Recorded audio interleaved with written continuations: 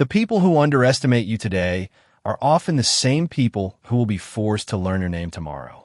Nobody in the crowded emergency department of St. Andrew Medical Center could have guessed how true those words would become. Before we begin, thank you for supporting the channel. Your encouragement means everything to us. Please take a moment to like this video and subscribe so we can continue bringing you powerful stories and share even more unforgettable journeys together in the videos ahead. The emergency department was already overwhelmed when Olivia Parker arrived for the second half of her 12-hour shift. The fluorescent lights reflected off polished floors. Monitors beeped steadily in the background, and exhausted nurses moved from room to room with the quiet determination that kept hospitals running long after most people had gone home. Olivia blended into that world almost perfectly. At 31 years old, she was known for working extra shifts, volunteering for difficult cases, and never complaining. She spoke softly, carried herself with calm confidence, and rarely drew attention to herself. Most people barely noticed her. That morning it started like any other until an elderly veteran was brought into the hospital lobby. His clothes were worn, his hands trembled slightly, and he looked more tired than sick. Security stopped him before he reached the registration desk. Hospital policy required paperwork before treatment unless an administrator approved an exception. The veteran quietly explained that he wasn't feeling well and needed help. Several staff members looked away. Nobody wanted trouble. Nobody wanted to challenge procedure. Olivia happened to be walking through the lobby when she heard the conversation. She stopped immediately. One glance at the man told her something wasn't right. She approached him, asked a few questions, and guided him toward an examination room. It was a simple act of compassion. To Olivia, it wasn't even a decision. It was just the right thing to do. Unfortunately, someone else had been watching. Richard Holloway, the hospital CEO, was touring the facility that morning with members of the executive board. Holloway was a powerful man who valued policies, appearances, and authority above almost everything else. When he saw Olivia bypass the normal approval process, his expression darkened. He marched across the lobby with several administrators following close behind. Conversation stopped. Nurses exchanged nervous glances. Doctors suddenly became interested in their charts.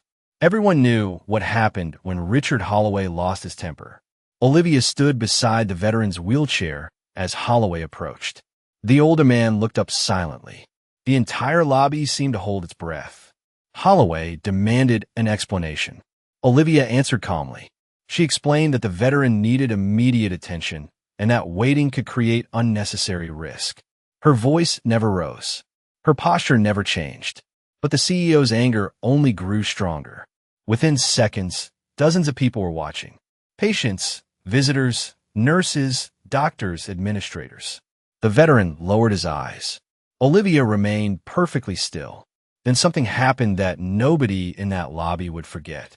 Holloway publicly humiliated her in front of everyone, accusing her of disregarding hospital rules and embarrassing the institution. The words echoed through the room. Staff members stared at the floor. Nobody stepped forward. Nobody defended her. Olivia listened quietly without arguing. As the CEO continued speaking, a small metallic object slipped from the pocket of her scrubs and landed near the veteran's shoe. Almost nobody noticed it. Almost nobody except the elderly veteran himself. He bent down slowly, picked up the worn coin, and the moment his eyes settled on its surface, the color drained from his face. For the first time all morning, he wasn't looking at the CEO. He was looking at Olivia Parker. The lobby remained silent long after Richard Holloway walked away. Administrators followed him without looking back, eager to stay close to power and even more eager to avoid becoming its next target. Olivia watched them disappear around the corner before turning her attention back to the elderly veteran. To her, the public embarrassment was already over. What mattered was the man sitting in the wheelchair. She knelt beside him and asked if he felt dizzy. The veteran blinked several times before handing the coin back to her. His fingers lingered on the worn metal for a moment longer than necessary. "You dropped this," he said quietly. Olivia accepted it with a polite smile and slipped it back into her pocket. Thank you, sir. The veteran studied her face carefully. There was no anger there, no resentment, no sign that the humiliation she had just endured was affecting her at all. That seemed to surprise him more than anything. You should not have been treated that way, he said. Olivia simply adjusted the blanket across his knees. Right now, I am more concerned about you. The veteran chuckled softly. That sounded exactly like something she would say. Olivia paused. Who? The old man shook his head. Maybe I am mistaken. Before she could ask another question, two security officers approached. Their expressions were uncomfortable.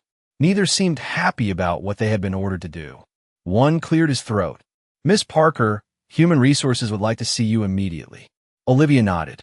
She had expected this. She stood, reassured the veteran that a physician would see him shortly, and followed the officers through a maze of hallways. Employees glanced up as she passed. Some looked sympathetic. Others avoided eye contact entirely. News traveled fast inside hospitals. By the time she reached the administrative wing, almost everyone knew what had happened. The meeting lasted less than 10 minutes. A representative from Human Resources sat across from her with a folder open on the desk. The woman seemed genuinely uncomfortable reading the prepared statement. Olivia was informed that she had violated established procedures, disregarded executive authority, and acted beyond approved guidelines. Her identification badge was collected. Her hospital access was suspended pending review. Through it all, Olivia remained calm. When the representative finished speaking, she simply signed the paperwork placed in front of her. The woman looked almost disappointed that there was no argument. Do you have anything you would like to say? She asked. Olivia thought for a moment. Please make sure the veteran in the lobby receives a full cardiac evaluation. The representative stared at her. That is your concern right now? Olivia nodded. Yes, ma'am. 40 minutes later, she stepped outside into the cool afternoon air, carrying a small cardboard box filled with personal belongings. A family photograph, a coffee mug, a worn notebook. The hospital doors closed behind her. Across the parking lot, a dark sedan sat quietly beneath a row of oak trees. Inside, the elderly veteran watched her leave. His expression had changed completely. The confusion was gone. In its place was certainty. He reached into his jacket, removed an old cell phone, and dialed a number from memory. The call connected almost immediately. The veteran sat up straighter. This is Colonel Robert Mercer, he said. I need you to contact General Hayes, General Brooks, and General Whitaker. Tell them it is about Olivia Parker. And tell them they're already 1 day late. Olivia drove home beneath a gray evening sky that seemed determined to hold on to the last traces of daylight.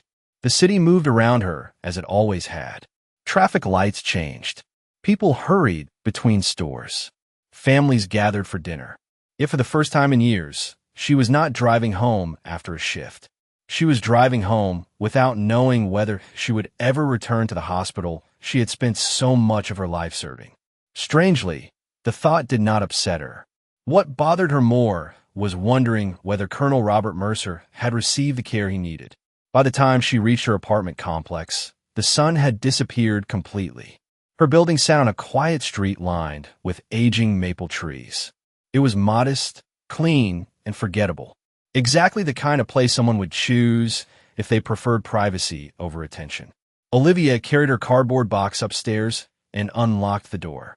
The apartment was small but organized. A bookshelf stood against one wall. A simple dining table occupied the corner. Everything had a purpose. Nothing was extravagant. She placed the box on the kitchen counter and began unpacking. The coffee mug returned to its usual shelf. The notebook went into a drawer. The family photograph found its place beside a lamp. As she lifted the final item from the box, her hand paused. It was the challenge coin. The worn metal reflected the warm kitchen light.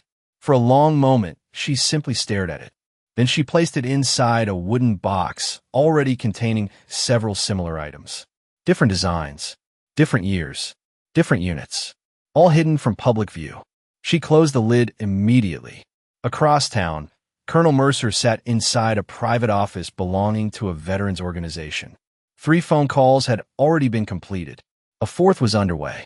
He listened quietly as the voice on the other end confirmed details he already suspected.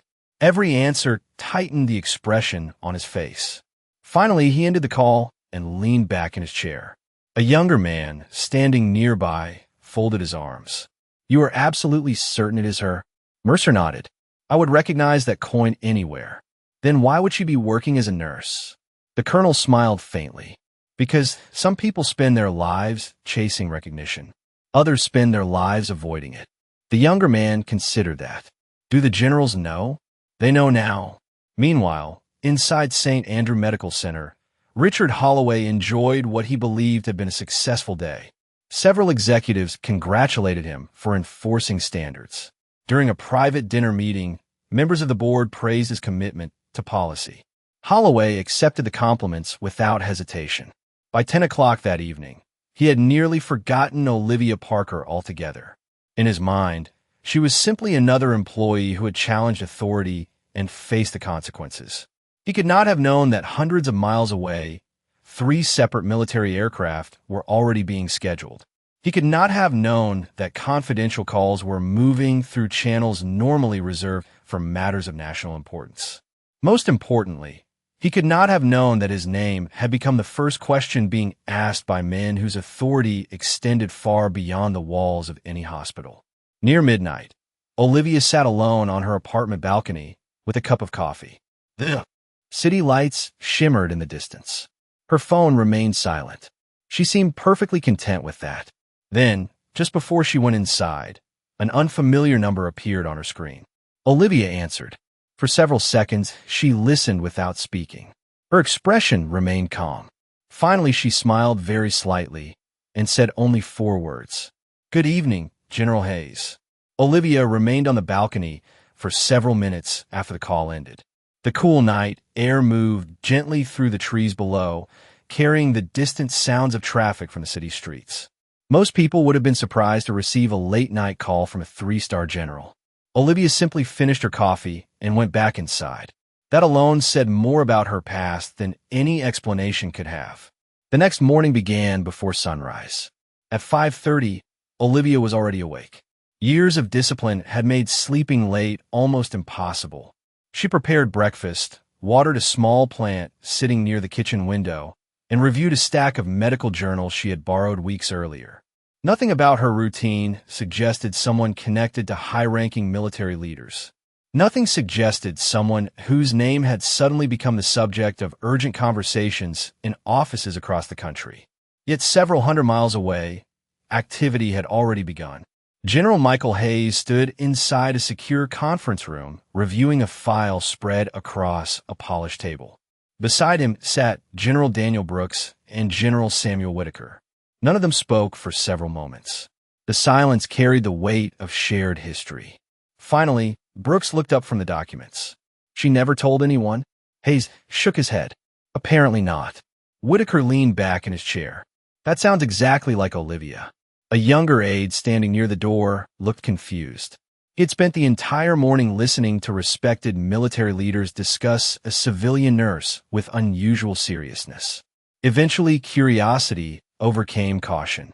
"Sir, if I may ask, why would someone with this record disappear into civilian life?" The 3 generals exchanged brief glances. Hayes answered first. "Because she never wanted recognition." The aide looked at the photographs in the file. There were images from years earlier.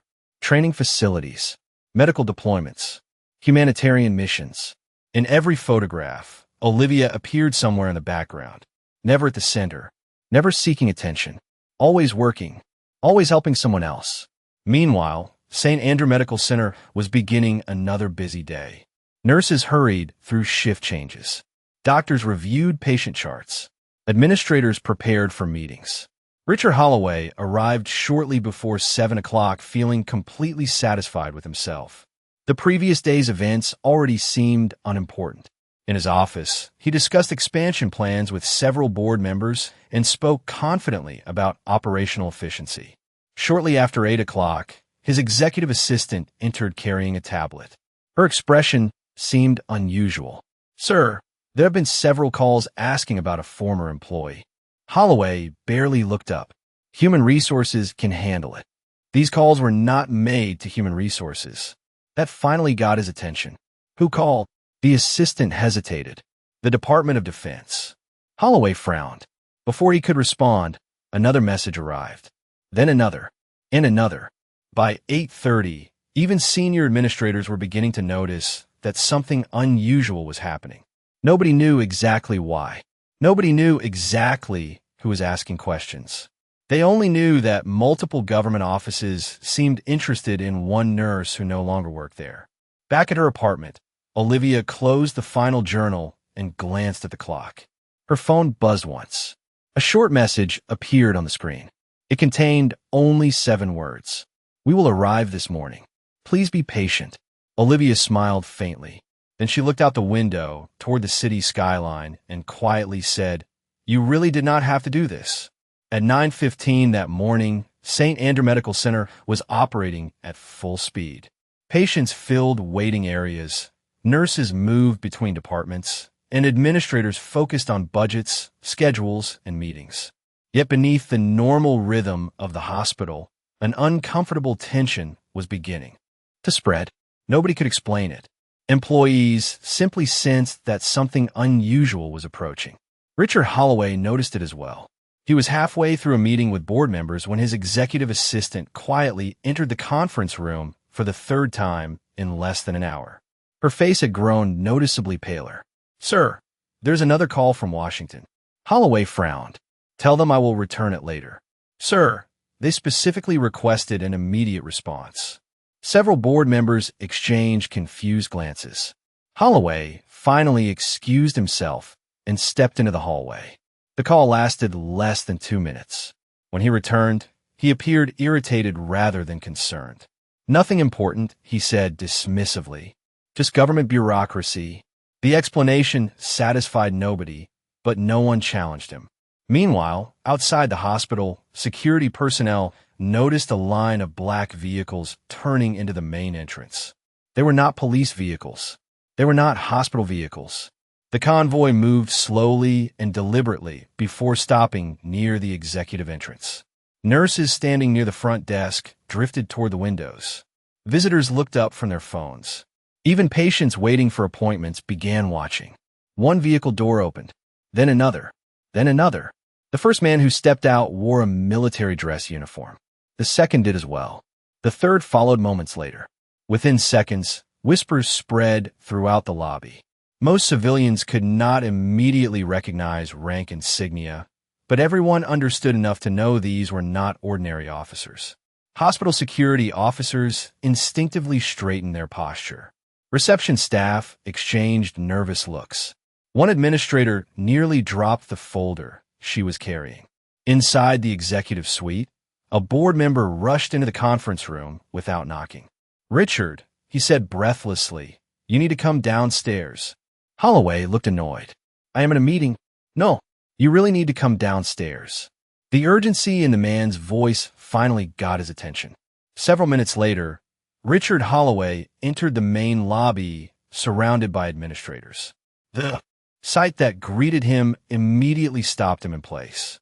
Standing near the entrance were General Michael Hayes, General Daniel Brooks, and General Samuel Whitaker.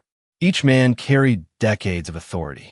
Each man had commanded thousands of personnel throughout distinguished careers, and none of them appeared interested in hospital operations, expansion plans, or executive leadership. Their attention remained fixed on a single objective. General Hayes stepped forward.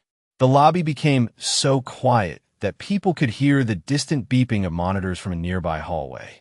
Hayes looked directly at Richard Holloway. "Are you the chief executive officer?"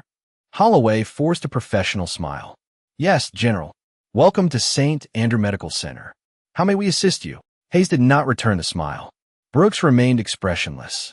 Whitaker folded his hands behind his back. Then Hayes asked a question that instantly changed the atmosphere inside the building. "We are looking for Olivia Parker." No one spoke. No one moved. And for the first time since this entire situation had begun, Richard Holloway felt something he had not expected to feel. Uncertainty. Richard Holloway forced himself to maintain a professional expression even as dozens of eyes focused on him. The three generals stood quietly in the center of the lobby, yet their presence seemed to dominate the entire building. Doctors had stopped walking. Nurses lingered near hallways pretending to organize paperwork. Even patients waiting for appointments sensed that something extraordinary was unfolding. Holloway cleared his throat. Olivia Parker is no longer employed by this hospital. The statement hung in the air. General Hayes did not react immediately. Instead, he exchanged a brief glance with General Brooks.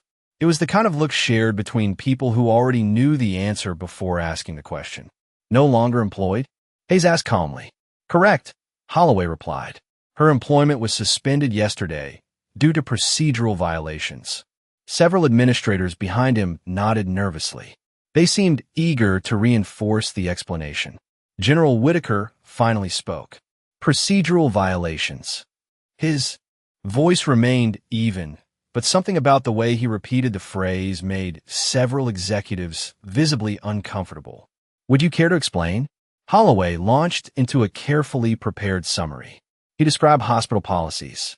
He described regulations. He described organizational standards. The more he spoke, the more confident he became. After all, he believed he had acted correctly. Rules existed for a reason. Procedures existed for a reason. By the time he finished, he appeared satisfied with his own explanation. The generals remained silent for several seconds. Then General Brooks asked a question that nobody expected. The veteran she helped yesterday. Where is he? Holloway blinked. I believe he was treated and discharged. His name was Colonel Robert Mercer, Brooks said, a decorated officer with over 30 years of service. Murmurs spread through the lobby. Several employees immediately recognized the name. Holloway suddenly felt less certain of himself. General Hayes stepped forward. Colonel Mercer contacted us personally.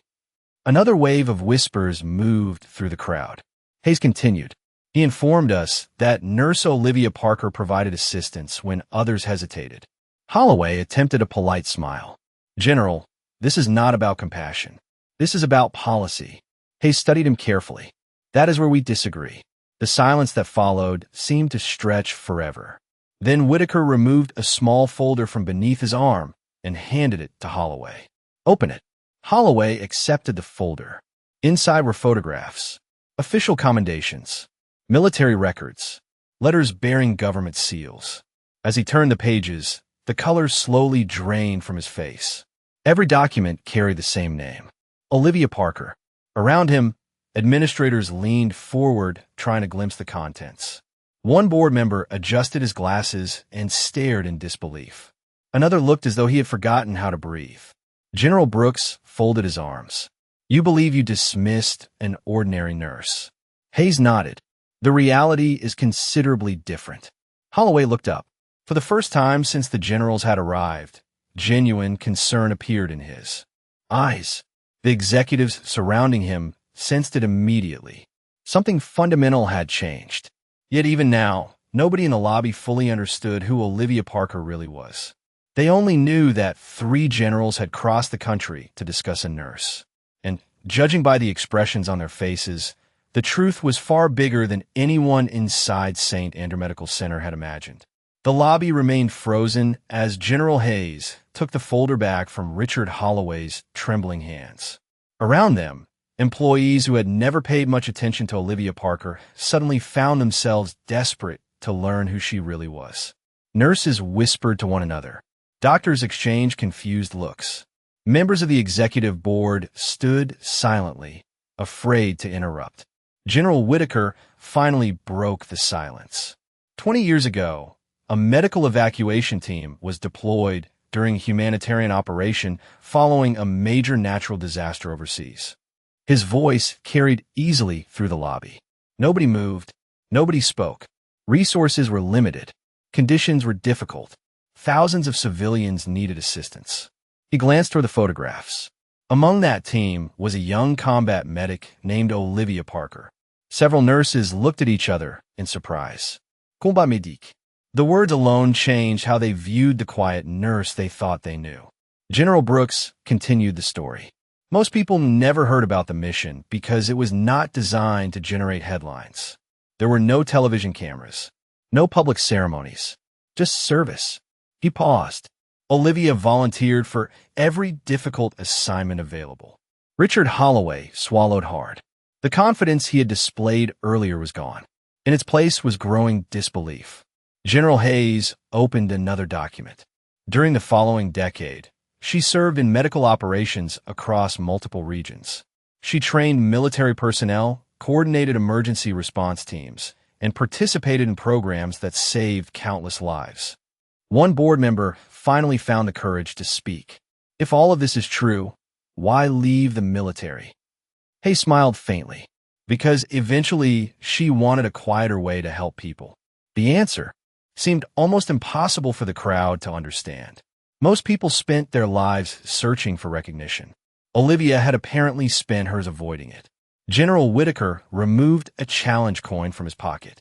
The same design Colonel Mercer had recognized immediately. He held it up so everyone could see. This coin was never sold. It was never distributed publicly. It was awarded only to individuals whose service fundamentally changed the lives of the people around them. Several executives stared at the coin. Whitaker's expression softened. I carry mine because of Olivia Parker. A ripple of shock spread through the room. Before anyone could process that statement, Brooks spoke again. So do I. Then Hayes reached into his own pocket. As do I. The lobby fell completely silent. 3 generals. 3 challenge coins. 3 men openly crediting the same woman. Richard Holloway looked from one face to another. He was beginning to understand the scale of his mistake, but not yet its full depth. Then Hayes delivered the revelation that changed everything. You see Olivia Parker as a former employee. We see the woman who spent years protecting others while asking for nothing in return. He looked directly at Holloway. And despite everything she has accomplished, yesterday, she was doing exactly what she has always done, helping someone who needed help. The words landed with crushing weight. Across the lobby, several nurses lowered their eyes. They remembered standing there. They remembered saying nothing. They remembered watching Olivia face humiliation alone. Hayes folded the file closed. The most remarkable part is that she never told any of us what happened here. We learned about it from Colonel Mercer. He paused, which raises a very important question. His gaze settled firmly on Richard Holloway. Why was the finest nurse in your hospital treated as though she did not belong there? No one answered General Hayes immediately. The question lingered in the lobby like a weight pressing down on every person present. Richard Holloway opened his mouth, closed it, and then searched for words that suddenly seemed impossible to find. Around him, members of the executive board looked equally uncomfortable. The confidence that had filled the room earlier that morning had vanished completely. General Brooks finally broke the silence. Fortunately, we are not here to argue about the past. Several administrators visibly relaxed. Then Brooks continued. We are here to correct the present. At that exact moment, the main entrance doors opened again. Heads turned throughout the lobby. Olivia Parker stepped inside wearing a simple navy jacket, dark slacks, and the same calm expression she always seemed to carry. She had not come seeking recognition. In truth, she looked slightly embarrassed by the attention. For a second, nobody moved. Nurses who had worked beside her for years stared in disbelief. Doctors who had barely acknowledged her presence suddenly found themselves unable to look away. The 3 generals immediately turned toward her. What happened next stunned everyone. General Hayes walked forward and extended his hand. General Brooks followed. Then General Whitaker did the same. The gesture itself was respectful. The expressions on their faces carried something even greater. Gratitude. Genuine gratitude. Olivia shook each hand politely. Gentlemen, she said softly, this really was not necessary. Several employees exchanged astonished looks. She was speaking to 3 generals as though they were old friends stopping by for coffee. Hayes smiled. Olivia, we disagree. Whitaker nodded. Strongly. A few people laughed nervously. The tension in the room shifted for the first time all day. Colonel Robert Mercer entered through a side hallway at that moment. He had returned specifically for this meeting. When Olivia saw him, her face brightened. Colonel Mercer, how are you feeling? The old officer smiled. Better than yesterday, thanks to you. He then turned toward the gathering crowd. Do you know what she asked about while losing her job? Nobody answered. Mercer pointed toward Olivia. She asked whether I was receiving proper care. The lobby became silent again. Not whether she would keep her position. Not whether she would be compensated. Not whether someone would defend her. She only wanted to know if a patient was safe. Several nurses lowered their heads. They understood exactly what that meant. General Hayes reached into his briefcase and removed a framed certificate bearing official seals and signatures. General Brooks carried a presentation case. General Whitaker held a small wooden box. Olivia immediately looked concerned. Please tell me that is not for me. Hayes smiled. It absolutely is. The crowd watched as the certificate was presented. Then the wooden box was opened, revealing a special commemorative challenge coin created to honor years of service. Finally, Brooks addressed the gathering. Many people spend their lives searching for heroes in extraordinary places. He looked directly at the hospital staff. Sometimes they are standing beside you every day, asking for nothing, expecting nothing, and helping others simply because it is the right thing to do. The word struck the crowd with undeniable force. For the first time, everyone in that lobby saw Olivia Parker clearly. Not as a former employee, not as a quiet nurse, but as someone whose character had remained extraordinary even when nobody was watching. The lobby remained quiet long after the presentation ended. It was the kind of silence that appears when people suddenly realize they have witnessed something they will remember for the rest of their lives. Olivia stood holding the commemorative coin while hospital employees looked at her with entirely different eyes. The change was impossible to miss. Yesterday, she had been almost invisible. Today, people were struggling to understand how they had overlooked her for so long. General Hayes glanced toward the executive board. There is one final matter that needs to be addressed. Every head turned toward Richard Holloway. The chief executive officer seemed smaller than he had the day before. Not physically, something else. The certainty that had once surrounded him was gone. Hayes continued, leadership is not measured by authority alone. It is measured by judgment. And judgment is revealed by how we treat people when we believe they have nothing to offer us. No one interrupted. No one disagreed. Hayes looked around the room. Yesterday, a nurse placed a patient's well-being ahead of her own interests. That should have been recognized. Instead, it was punished. Several board members lowered their eyes. They knew exactly where the conversation was heading. Colonel Mercer stepped forward. I have spent decades evaluating character. He gestured toward Olivia. The reason she earned respect was never because of awards, titles, or service records. It was because she cared about people even when there was a personal cost. He paused. That quality cannot be taught in a boardroom. The statement landed heavily. A senior board member finally cleared his throat. Miss Parker. Olivia looked up. Yes, sir. The man stood and faced her directly. On behalf of this institution, I owe you an apology. The admission shocked many employees. Public apologies from senior leadership were extremely rare. It did not stop there. One after another, additional board members expressed regret. Some spoke briefly. Others spoke at length. Every apology carried the same message. They had failed to recognize the value standing right in front of them. Finally, all eyes settled on Richard Holloway. For several seconds, he said nothing. Then he slowly stepped forward. The entire hospital seemed to hold its breath. Olivia, he began quietly, I was wrong. Nobody had ever heard him say those words before. I judged you without understanding who you were. Olivia shook her head gently. That was never the problem. Holloway looked confused. Olivia smiled kindly. You did not need to know who I was. You only needed to know that someone needed help.